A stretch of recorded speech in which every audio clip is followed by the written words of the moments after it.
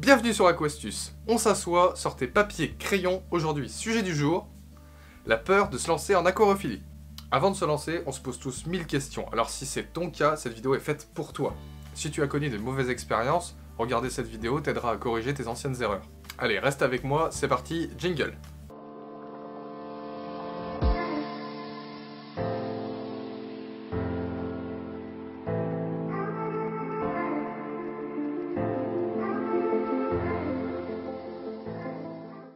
Comme beaucoup d'entre nous, on a tous commencé avec le poisson rouge qu'on a gagné à la kermesse, mais malheureusement ça peut dégoûter pas mal de personnes parce que le pauvre poisson rouge dans un petit bocal tout rond, il survit pas 2 semaines.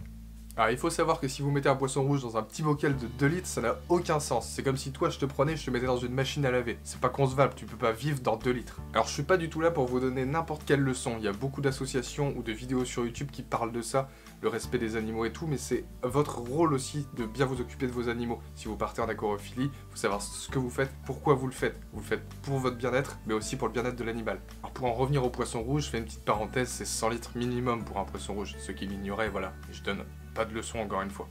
Alors en aquarophilie, il y a des fondamentaux, tu ne peux pas passer à côté. Sinon, ça ne marchera jamais. La première chose, le cycle de l'azote. T'en as sûrement entendu parler, nous sur notre chaîne, on en parle souvent, on a fait une vidéo, d'ailleurs le lien est ici. Mais il faut vraiment le respecter ce cycle de l'azote, parce que si tu démarres sans faire ça, tes poissons ça va durer 1 mois à tout casser, et tu vas être dégoûté. Donc le cycle de l'azote, tu te renseignes là-dessus, t'écoutes bien ce qu'ils disent, et tu fais la même chose. Au moins, t'as la base, t'es parti. Alors un cycle de l'azote, ça dure à peu près 1 mois. Je vais pas tout trop détailler, la vidéo est là pour ça. Mais au bout d'un mois, tu peux aller faire tester ton eau ou la tester toi-même. Tu vas en animalerie si tu veux la faire tester, un petit échantillon d'eau, ils te font le test et ils valident si tu peux mettre les premiers poissons.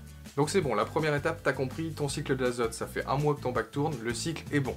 Ce que tu peux faire pour aider ton aquarium à bien tourner de façon autonome, c'est mettre des plantes. Oublie les plantes en plastique, c'est zéro. Les plantes en plastique, c'est pas beau, on est d'accord. Ça dégage des substances dégueulasses pour tes poissons et ça finira par les tuer. Alors qu'une vraie plante, au moins elle pousse, même si t'as pas de poissons pendant ton cycle de l'azote, tu peux voir tes plantes pousser, regarder leur couleur changer, parce qu'elles sont pas cultivées dans les mêmes atmosphères au début. Donc vraiment, mets des plantes, que des plantes, des vraies plantes hein. Alors pour ça, chez Aquastus, on pense aussi à tout. On a aussi fait une vidéo sur les plantes faciles d'aquarium. Ça t'aidera à prendre des plantes pas trop compliquées et à pas te dégoûter de ça non plus. Il y a plein de plantes qui n'ont pas besoin d'un sol ou d'une lumière ou d'un apport CO2 trop important pour que tu puisses t'épanouir avec un bac de lancement. Une bonne raison de mettre des vraies plantes, c'est que si tu mets que des plantes en plastique avec un éclairage au-dessus du bac, tu n'auras que des algues. Parce que forcément, les plantes, quand elles vont pousser, elles vont contrer l'apparition des algues. Donc si tu n'as que des plantes en plastique, tu auras que des algues. Donc forcément, dans l'aquarium, ce sera une poubelle. Donc tu vas passer ton temps à nettoyer ton aquarium que tu viens à peine de lancer, ça va te dégoûter, donc tu vas tout arrêter. Donc une fois que ton cycle est fait, t'as mis tes plantes, faut réfléchir à ce que tu vas mettre comme poisson. Faut pas mettre tout et n'importe quoi, si t'as un 60 litres, tu vas pas mettre des poissons qui ont besoin de 500 litres pour vivre. Donc bien se concentrer là-dessus, selon ton litrage et selon les paramètres. Si ton eau est chauffée, si ton eau est froide, le pH que t'as, tout ça. Donc ça, c'est des tests qu'il faut faire. C'est un petit peu chiant, entre guillemets, c'est un peu la chimie de l'eau. C'est comme toi, si tu vas au Groenland en t-shirt. C'est pas bon, quoi. T'es pas équipé pour. Donc bien réfléchir à ce que tu veux mettre comme poisson et à faire ça en raccord avec ce que tu peux leur proposer comme aquarium. Quand tu vas mettre tes premiers poissons, vas-y mollo sur la quantité, sinon ça va bouleverser tout l'équilibre qu'il y a dans ton bac, tu auras un pic de pollution et tous tes poissons vont mourir. Donc introduis tes poissons espèce par espèce, respecte bien leur zone de vie, tu rentres d'abord les poissons les plus pacifistes et après les poissons qui sont plus territoriaux, agressifs. Parce que sinon si tu mets déjà les territoriaux et qu'après tu rajoutes un banc de poissons tout calme, tu vas pas comprendre qu'ils disparaissent au final. Là aussi, fais bien attention au choix de poissons que tu veux maintenir. Chaque poisson a sa place, faut juste la respecter. Bon maintenant c'est bien, t'as tes petits poissons, mais t'oublies pas de me les nourrir. Et faut pas vider le pot à chaque repas au final. C'est les petits poissons qui ont besoin de manger une petite quantité. Parce que tout ce que tu vas mettre dans l'aquarium qui va pas être consommé, c'est de la pollution. Donc la pollution, c'est des problèmes après, et tu vas pas t'en sortir. Vaut mieux donner plusieurs fois par jour, parce qu'un poisson dans la nature, il va pas manger une seule fois dans la journée. C'est comme si toi je te mettais un beefsteak sous le nez comme ça, et tu vas pas le manger une seule fois dans la journée. Tu fais plusieurs repas. Donc au final, tu donnes une petite pincée vraiment légère. Le poisson, il trouvera toujours à manger de toute façon. Plusieurs fois dans la journée, et tes poissons, ils seront nourris au top. Alors si certains de tes poissons commencent à déclarer des maladies, je pense notamment à la maladie des points blancs, il faut comprendre d'où vient cette maladie. La maladie des points blancs, c'est du stress ou une chute de température. Donc faut pas paniquer, ça arrive, hein. Des maladies, on en attrape nous aussi. Ce qu'il faut, c'est essayer de comprendre d'où elle vient pour pas que l'erreur revienne. Des pertes de poissons, nous ici on en a eu aussi. On a plein de bacs et ça arrive de perdre un poisson, c'est fragile un poisson au final. Ça peut mourir du jour au lendemain.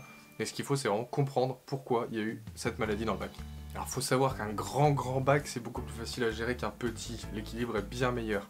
Alors, quand je te parle de grand bac, forcément, faut pas rester bloqué sur les prix. Quand on va dans les animaleries, on peut croire que les aquariums sont super chers. Mais il y a du matériel d'occasion à acheter, il y a du très bon matériel d'occasion. Chez Aquastus, 90% de nos aquariums, c'est que de l'occasion. Donc renseigne-toi de ce côté-là. Je vais pas citer les grands sites de vente, mais tu peux trouver vraiment du matos aquarophile pour pas cher. Donc vraiment, ne reste pas bloqué sur les prix, surtout n'hésite pas à poser des questions, il y a plein de groupes, je pense notamment à Facebook, je vais pas leur faire de la pub, mais il y a énormément de groupes sur lesquels tu peux partager avec des passionnés, des connaisseurs, même avec des amateurs qui se posent les mêmes questions que toi. Il faut vraiment pas avoir peur de se lancer. Lance-toi, c'est franchement quelque chose de super apaisant, c'est passionnant, il y a énormément de choses à apprendre en aquarophilie, énormément de choses à connaître, à développer, on en apprend vraiment tous les jours. Et franchement, si ne serait-ce qu'un tout petit peu, ça t'a effleuré l'esprit, ça t'intéresse, lance-toi parce que c'est vraiment quelque chose de fantastique. Donc n'aie pas peur. J'espère que cette vidéo t'a plu, on l'a faite pour toi, pour répondre à tes questions. Et je sais pas si t'as remarqué, mais on a un meilleur son normalement. On a acheté un micro pour proposer de meilleure qualité. Donc si t'as des questions, l'espace commentaire est fait pour toi. D'ici là, n'hésite pas à t'abonner, c'est sympa, c'est génial et en plus ça coûte que dalle. Allez, je vous laisse méditer là-dessus, ciao!